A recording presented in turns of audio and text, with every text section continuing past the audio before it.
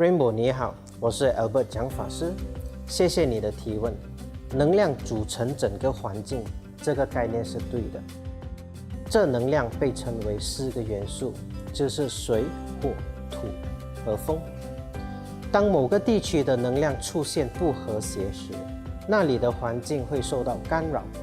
反之，当这些能量是和谐时，整个环境将会对各方有利。因此，一个地方的风水能影响人的生活，这个理论是成立的。风水在传统上是改善屋子的能量，来利益住在里面的人。然而，佛的力量能抗衡环境所有不和谐的能量，再引入正面、和谐以及有利的能量。有很多方法都能祈请佛菩萨的能量来抗衡任何的负能量，进而改善住家的风水。我建议有2个最好的方法。首先，在家里摆设一个佛坛。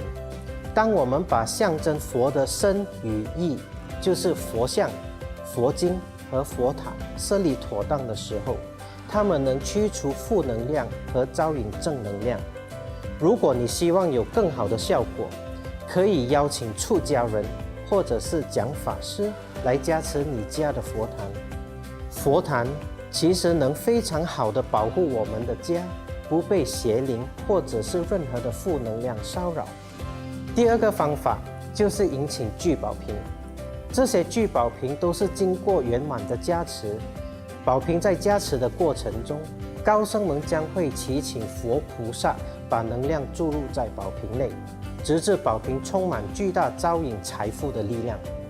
不仅如此，宝瓶还能发出正能量来加持整个环境，尤其是当我们把它摆放在家里、公司或者是办公室，所以它能驱除环境所有不好的风水。你可以通过科切拉文物店或者是网购把聚宝瓶请回家。希望我的回答能帮助到你。我是 Albert 蒋法师，谢谢。